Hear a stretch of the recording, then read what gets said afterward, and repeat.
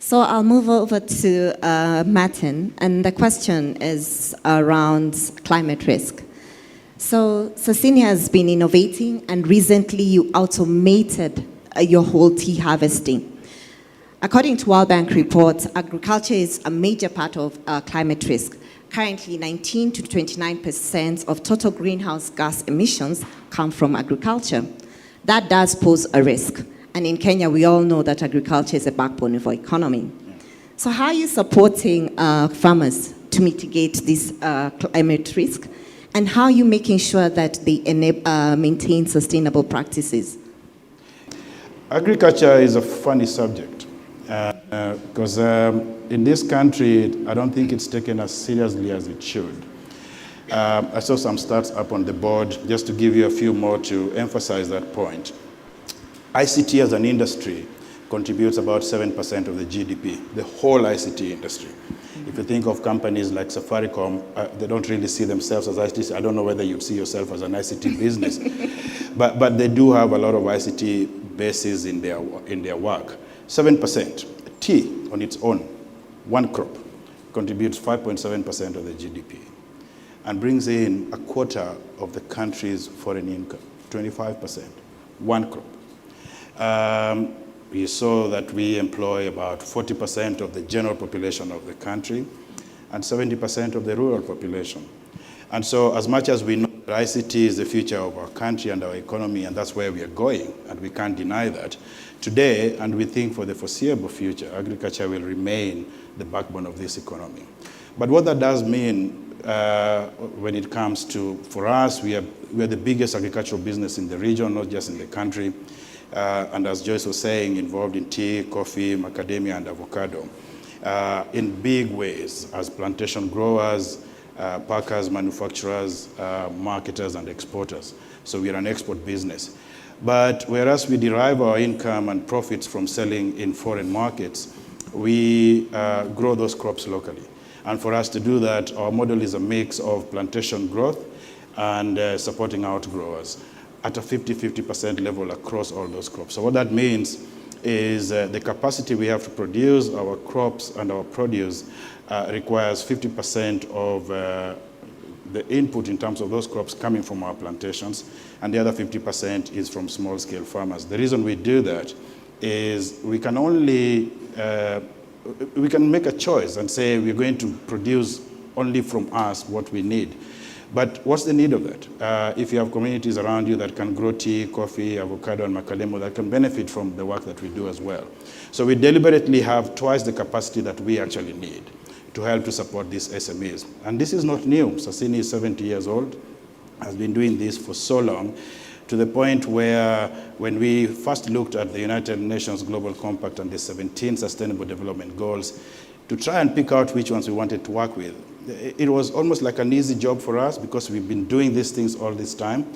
The difference was we were doing them by default. We were doing them not knowing that we are driving sustainable things.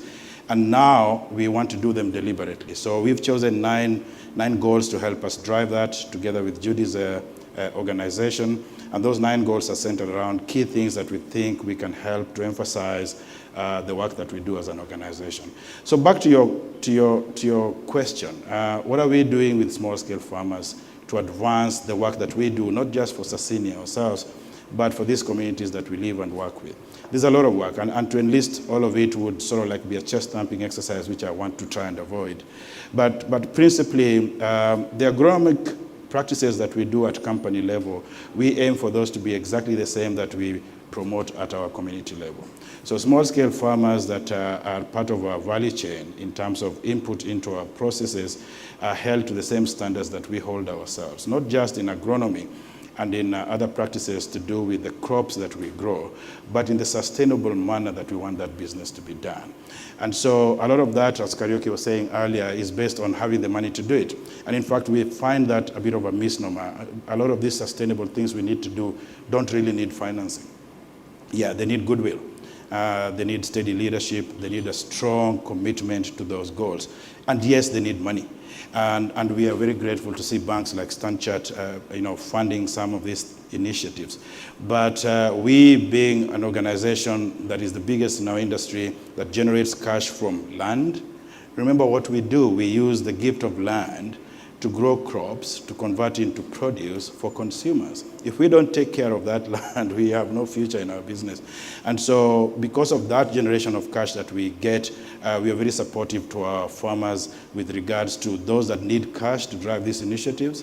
But more importantly, we hold them at the same standards that we operate our company with. Things like you talk about, and I'll just restrict myself to that one example.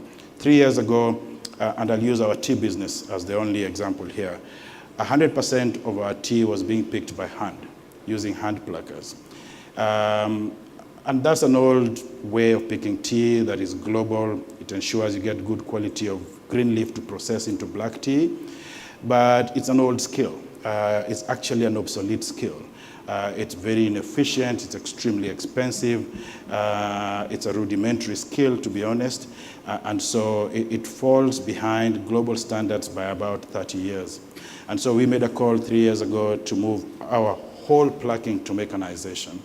And in those 3 years, unfortunately, through COVID, which made it a bit more difficult, we moved from 0 mechanization to 100% mechanization. I think we are the only tea growing plantation that does not use hand pluckers anymore. Why is that important? On the one hand, there is the impact of what human life impacts onto crop. But there's also the counter impact of mechanization onto the environment. And how do you ensure that you're mechanizing without damaging the environment?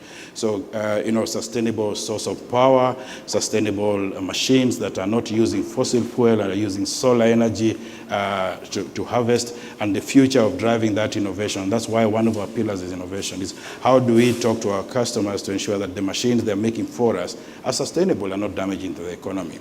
And when you look at the detail of what we've done, you'll see a lot of that work in place. We are about, in fact, this month, to commission a 1.5 megawatt solar power generation station for our tea business, which will replace about 40% of our power usage away from KPLC. And we are not saying KPLC is bad, but it's more sustainable to have solar energy. And we live in this part of the world where we have free solar energy. And so the question for us has been, why has it taken so long to do this? The provision of water in our communities. Just last week, we commissioned a commercial borehole in one of our communities that we funded to the tune of 10 million shillings. We do one of those every year because the community and our catchment area is big. And we finish with the tea business, we'll do the coffee business, the avocado business, because this is spanned across the country.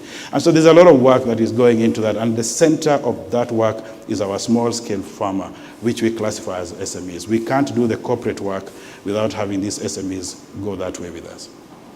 Okay. Thank you so much, Martin. I hear from you, you're innovating in a very sustainable way, using solar, using boreholes. That's really good. Well done, and well done to Sasini.